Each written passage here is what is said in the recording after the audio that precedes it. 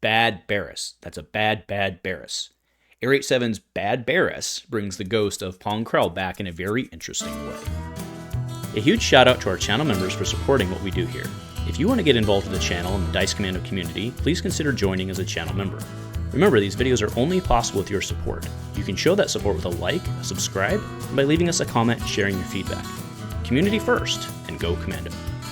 Hey there, Star Wars Destiny friends. Welcome back to Dice Commando and the Commando cast. Thanks for tuning in for, that's right, 2 Destiny weekends in a row now. It wasn't going to happen. I felt really bad on Thursday night, and it just wasn't going to happen, folks. So sorry, not sorry, but today we are talking ARH's bad Barriss. So this card is very cool to me. When I saw this, obviously it brings back, let's go ahead and get him up, it brings back some very real Pong Krell vibes in that, you have the different includes. So Barriss off of herself, you can include up to 4 different hero events in your deck. So let's be very clear about something. It is strictly worse than Pong Krell's ability, which was up to 4 different blue hero cards in your deck, right? Because he could include Jedi lightsaber if you wanted to, or whatever it might have been. Most of the time you were including events, so it was completely fine. And I don't see any net problem for that. They clearly probably explored both. But it is strictly worse, but it's also just something we need to consider when we're talking about it. Right, so her die it's an interesting die. She has a lot of health, though, for being a 12-point character. Note she's a 12-14. That is interesting pointing, because it generally skews you, being 12 points kind of skews you away from being a 3-wide, which there are some arguments to the fact that, once those cards are in your deck, unless they're a spot, they're still usable by anybody. So something like this would potentially lend its way to a 3-wide, but I think that's why the price point is where it is. And if you look at a 2-point die, probably makes sense to run her elite all in all. So then you're in the 15, 16 point range. I do want to point out she's an apprentice and a partisan. Now, I haven't really been able to figure out much. There's probably something there with the partisan, but the apprentice thing is very interesting because you could do the Jedi Trials thing, right? Where you do the 3 shield event, you go to the Dagobah system, right? And then 3 shields, and then you get that in play, and then you can do the thing. That's kind of interesting. It seems like it might be a little combo-y, which generally doesn't work for this game, but I think it could happen. So that's very interesting to me, at least for... I don't even think you have to necessarily call it a jank deck. I mean, it's very clearly not going to be an aggro deck or something like that, but that's very interesting. And then the 2 reroll on there, I gotta say, I don't like the 2-for-1 indirect on there for this die. But it's interesting because it actually puts it with some other characters, some other play lines out there on the whole deal yourself damage thing.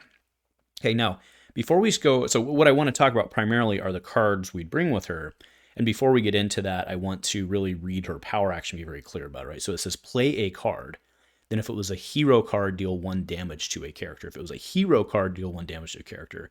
If it was a villain card, turn a die to a side showing a blank. Right, so that is, normally if it's a hero, you would heal or something like that. But in this case, if you're using your 1 off, you can deal damage to a character. Okay. And then the blanking is also very interesting because there are a lot of villain cards that run off of blanks, right? So very, very, very cool. So let's go ahead and, I did skip one part of this. So it does say play a card. Now, what I'm very interested in here, because of that power action and dealing the damage on the hero, is that really limits you to 4 damage. So on paper, right, at first glance, it limits you to 4 damage. But that's not true because we have plenty of cards with Renew. And actually, if you look at a lot of the Hero Blue cards, a lot of the Hero Blue cards with Renew are ones that you're probably going to want to run anyway. And it doesn't say play a card from hand, it says play a card. Well, we pull up Renew, I'll throw one up, Renew says, play and pay the Renew cost. So it's still playing the card. So that's pretty neat, right? So you can potentially get 8 pings from her if you get them all used twice. So what I'm going to be primarily focusing on as we go through this today is I'm trying to get everything pulled up here There we go. What we're going to focus on here as we go through this are the villain cards, the hero cards that could potentially pair well here. Now, let's go ahead and just be honest. Blue milk. This is what I did here is I have a deck and I just sorted hero.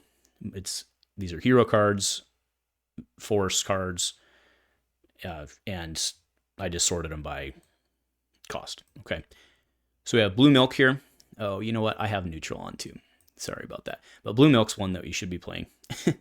But it's neutral, which is actually interesting because it doesn't trigger either on her power action.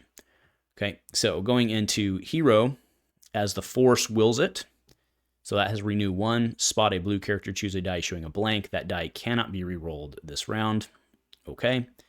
We have binary force, also renew 1, activate one of your blue characters. Then you may turn one of that character's character dice aside, showing the same symbol as another character die. That's interesting. We have Fear Nothing, which has renew 1, give a blue character 1 shield. If this card was played from the discard pile, draw a card. So for 1, giving a shield and drawing a card and pinging a damage off of her power action, that actually doesn't suck. So that's not too bad. We have Healing Touch. This one is interesting. Spot a blue character, heal 1 damage from an opponent's character, then remove 1 of that character's character dice. So in a lot of times that is a trade of sorts. But again, you're also pinging them for 1 damage. So what's interesting there is it's net neutral for a 0 cost removal and then a 1 cost removal, as long as it's that character die. So that's kind of neat, right? I do think that one's worth looking at. Okay, we have In Harmony. So play only if you have dice showing shields in a special. I don't think that one's playable here because, it depends obviously on who you pair her with, but you don't want to have to do that. All right, now, it's the big one, Luke's Offer. Okay, hero for starter. Now, this does not have renew, but Luke's card's really good. This card's super good. Okay, play a weapon from your hand or discard, decreasing its cost by 1 and pinging for 1 damage. Give a character 1 shield or 2 shields instead if you spot a yellow character. But being able to play a weapon from your hand or discard, decreasing its cost by 1 and pinging a damage seems pretty good. We have some of the other ones. Pacify. And I'm primarily looking at the zeros here. Now, there's a whole bunch here. Restore. Remove one of your blue character dice to heal 2 damage from that character and ping a damage.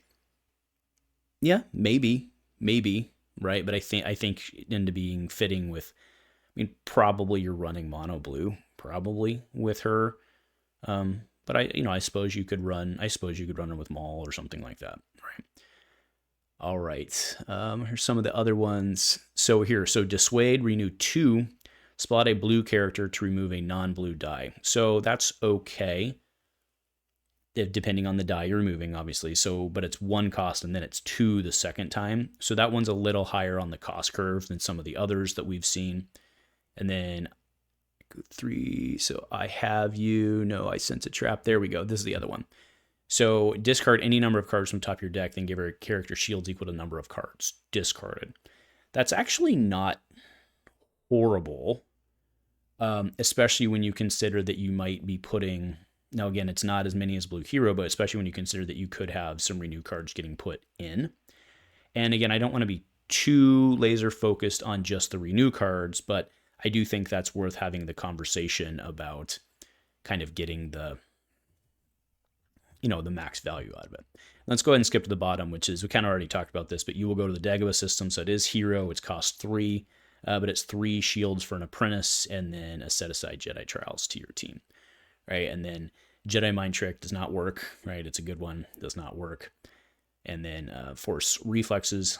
Yeah. So the rest, I'm just going through the ones that are good, right? Generally good use, but by and large, I do think that those repeating ones, Luke's, I think is, again, you only get 4, so you have to be pretty choosy, right? So, Luke's is pretty good. If you're going to do the apprentice thing, you probably only run 1 of those. The Dagobah system thing, you probably only run 1 of those. So, interesting conversation there around that. And again, it's only using 4 slots in your deck on that. So, you still, you still have quite a bit to go on. I mean, even if you're running multicolor or something like that, you still have quite a bit to go on, right? So, gosh dang it, I can't remember which layers I got. There we go. All right, so that's kind of where my head is at for Barriss and using her really to take advantage of her. Now, let's go ahead and talk partners. So there's a really interesting one that I saw posted just today, or sorry, last night, I guess not today. It was posted last night, and it was from the ARH League. It was actually running it with Reva, who also is an apprentice, and it was, I do believe it used, I actually need to go back and confirm, but I think it had Dagobah system in it, and that's really interesting to me, because then you have 2 targets for it. And Reva's die pair okay with Barriss in terms of the whole thing, where like if you're using like turn 2 same side as the other in play, which are some of those events, we had at least one of those events we were talking about. And then you have on top of that the blank part on the villain card where Inquisitors like blanks. So that's actually all pretty interesting. So that's kind of a hot pairing.